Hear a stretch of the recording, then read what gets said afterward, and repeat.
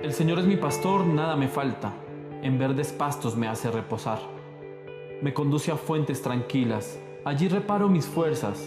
Me guía por cañadas seguras, haciendo honor a su nombre. Aunque fuese por valle tenebroso, ningún mal temería, pues tú vienes conmigo. Tu vara y tu cayado me sosiegan. Preparas ante mí una mesa a la vista de mis enemigos. Perfumas mi cabeza, mi copa rebosa. Bondad y amor me acompañarán todos los días de mi vida, y habitaré en la casa del Señor un sinfín de días.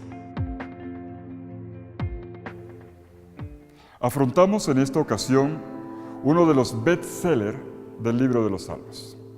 ¿Quién no ha orado alguna vez con este salmo, o al menos ha escuchado hablar de él? El Salmo del Pastor. El Señor es mi pastor, nada me falta. Un salmo que está acompañado de un movimiento poético fascinante, sencillamente delicioso, y que ha acompañado la vida de muchos orantes a lo largo de la historia, que ha ayudado a enjugar lágrimas en días dolorosos, que ha ayudado a fortalecer la confianza en momentos difíciles, que ha abierto horizontes en días oscuros. Un salmo que está impregnado de una carga emocional muy importante que en este estudio bíblico de hoy vamos a decantar. Decía el filósofo Henri Bergson, él decía, de los centenares de libros que he leído en mi vida, puedo decir que dentro de ellos no he encontrado un texto que me satisfaga y me llene más que el Salmo 23. ¿Dónde está el secreto del Salmo 23?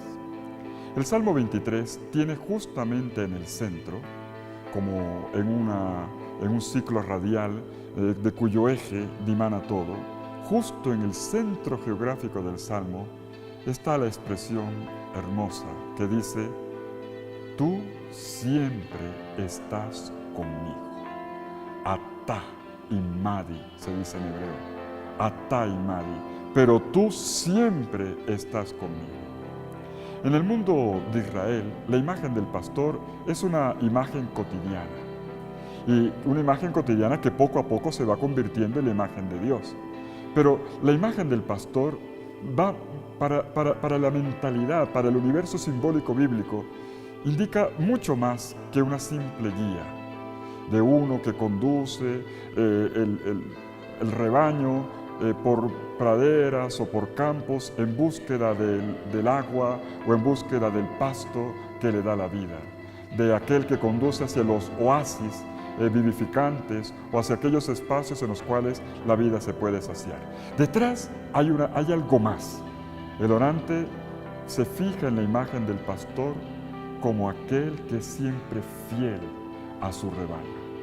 Una compañía segura, una compañía que no falta. El pastor vive con su rebaño la misma aventura, las mismas horas, siente el mismo sol, pasa por las mismas tormentas, sufre la misma sed. Y por eso el orante va a decir con mucha certeza esta expresión acerca de Dios pastor que coloca en el centro radial de todo el salmo. Porque tú, Señor, siempre estás a mi lado. ¿Cómo podríamos nosotros orar este salmo tan hermoso? Observemos tres elementos a partir de los cuales nosotros podemos recomponer nuestra oración con la ayuda del Salmo 23. La primera observación que quisiera hacer sobre el Salmo 23 es que el Salmo tiene dos partes.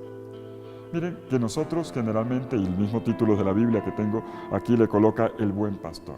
Pero el Salmo no es solamente del pastor.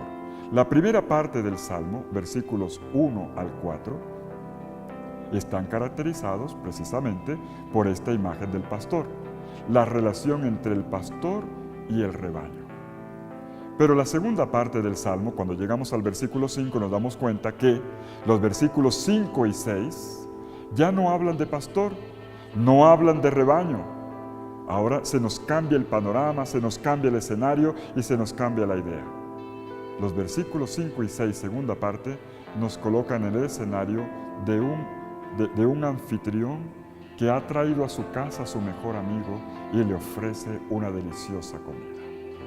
La primera parte, versículos 1 al 4, el pastor en relación con su rebaño.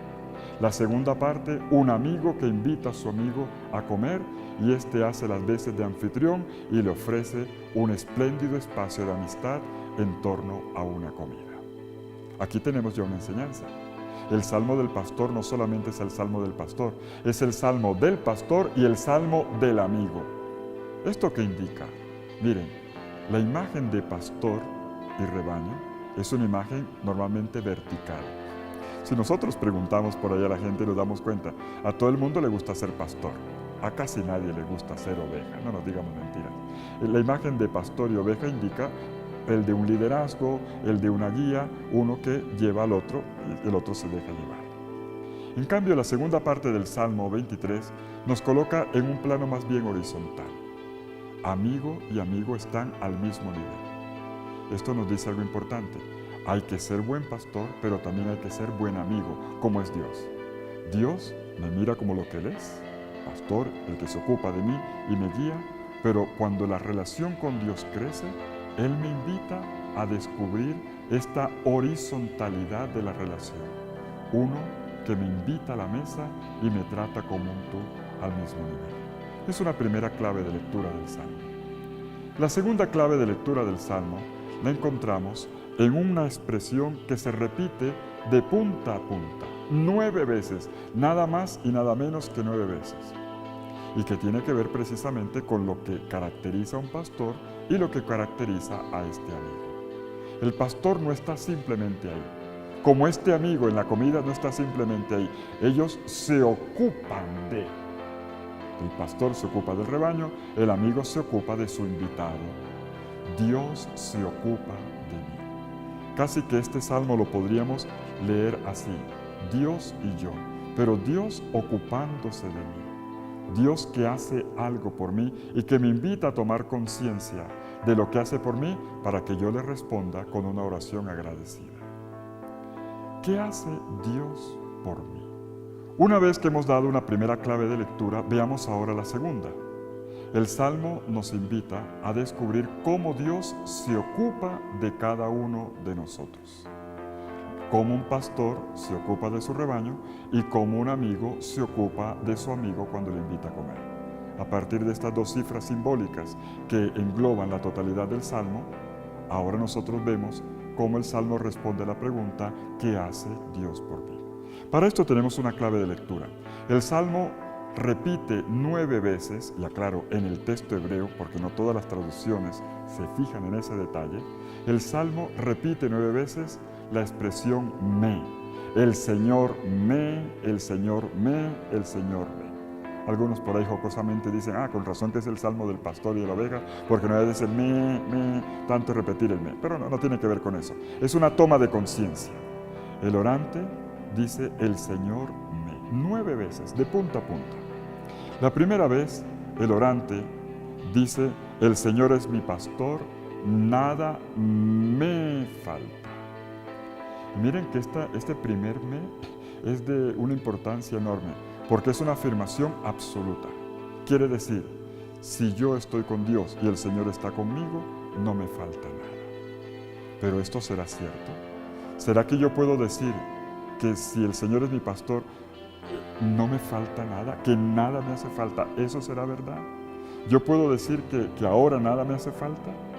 ¿Y por qué será que uno entonces a veces sale a buscar en la calle lo que no se le perdió? ¿Por qué? El resto del Salmo lo va a explicar. Por lo pronto el Salmo lo deja claro y quiere que tomemos conciencia de eso. Cuando nosotros estamos con el Señor y le permitimos al Señor ocuparse de nosotros, podemos tener la absoluta certeza de que en Dios lo tenemos todo. Pero ¿qué es lo que cabe en este todo? Veamos los 8 me que siguen. El orante sigue diciendo en el versículo 2, en verdes praderas me hace reposar. Segundo me hace reposar. Algunos cuando explican este salmo, que ha sido tan estudiado, se quedan en los verdes prados. Y el Señor me da verdes prados y verdes prados. Miren, la parte más importante de la frase es me hace reposar. No es solamente que Dios cada día en su providencia me provee o me da lo que yo necesito para vivir. Lo importante de este buen pastor, lo que lo distingue, es el hecho de que Él me hace reposar. Es decir, Él me ayuda a asimilar el alimento. En hebreo se dice rabatz. Rabatz es la posición de la oveja que después de haber comido durante toda la mañana, a la hora de la siesta, se dedica a asimilar. Miren, buen pastor no es el que da comida, es el que ayuda a asimilar. Como un buen maestro no es el que da clases, es el que ayuda a aprender. El buen pastor me da, pero quiere que yo asimile el don, quiere que yo lo interiorice y que lo apropie, que me deje llenar de él. El tercer me viene enseguida, me conduce hacia fuentes tranquilas. Me conduce hacia fuentes tranquilas indica un panorama exterior y un panorama interior. El panorama exterior, las fuentes tranquilas, ciertamente se refiere al agua. Después del pastaje, del pasto, viene la bebida. Pero el orante está pensando también en una situación interior. Me lleva hacia fuentes tranquilas. Se refiere a algo que antes estaba agitado, un agua que antes estaba agitada, pero que ahora se ha serenado. Fuentes tranquilas quiere decir que mi vida antes estaba agitada, atribulada, algo pasó, un problema, un pecado, alguna cosa sucedió. Pero gracias al pastoreo de Dios, mi vida ha retornado a la paz. Aguas agitadas que se han serenado. Es una acción de Dios por mí. Es propio del Dios pastor que ayuda a mi vida a organizarse. Y luego dice, y reparo mis fuerzas, versículo 3. Claro, cuando se sale de la tribulación, el Señor me da una nueva respiración. El Señor me da un nuevo aliento. El Señor pone en pie mi vida. De hecho, en hebreo dice, nafshi yeshuvet, es decir, me devolvió la respiración, me devolvió la energía interna, la fuerza interna para seguir caminando en Él. Y una vez que yo he empezado el caminar con Él, sigue diciendo en el versículo 3, me guía por cañadas seguras, haciendo honor a su nombre. El Señor se convierte ahora en maestro de vida, que me conduce en una vida que lleva a la rectitud. Hay un juego de palabras con la palabra rectitud, un sendero recto que en realidad es una rectificación, un levantar la vida en el nombre del Señor, en honor de su nombre. Versículo 4. Aquí nos encontramos con el me más importante. Aunque camine por valle tenebroso, ningún mal temeré, porque tú estás conmigo, tu vara y tu cayado me sosiegan, me dan seguridad. El orante, colocado, pues poniéndose en la posición de la oveja, ve el símbolo del pastor que es su cayado y es su vara. Vara que defiende del enemigo, bastón que lo acompaña siempre en su peregrinaje. El orante ve la fidelidad del pastor que nunca lo abandona y que siempre lo protege. Por eso en este momento central del Salmo dice, tú siempre estás conmigo. Siento paz y seguridad porque tú siempre estás conmigo. Y cuando llega a este punto el Salmo, de repente vemos que se cambia el horizonte. Pasamos del pastor y la oveja a una cena donde un amigo invita a su mejor amigo. Y aparece otro me, tú me preparas una mesa. Qué delicia se siente cuando uno es invitado a comer y aquel que me invitó a comer pensó en mí preparando la comida y luego me recibe y me asigna un puesto. El orante tiene en mente el templo de Jerusalén donde se ofrecían sacrificios de comunión y entonces había una reconciliación con Dios. Esta es una cena de reconciliación, de encuentro con Dios, donde Dios es mi anfitrión, donde Dios me unge la cabeza con perfume, indicando que me recibe como su invitado especial. Un Dios que me ofrece una copa abundante, que indica que todo lo que Él me da no es a medias. Dios siempre es generoso en sus dones.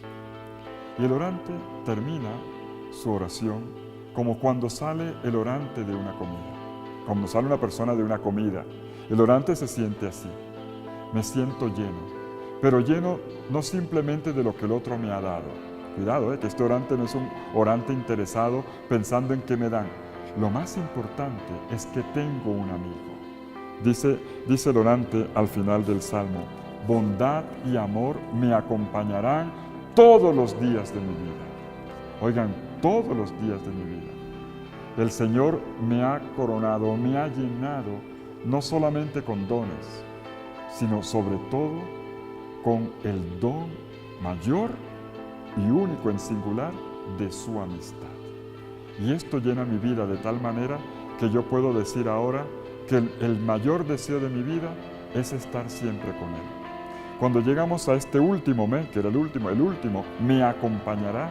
El orante sabe que todos los días el Señor estará siempre con él. Y el orante hace una transposición metafórica conclusiva.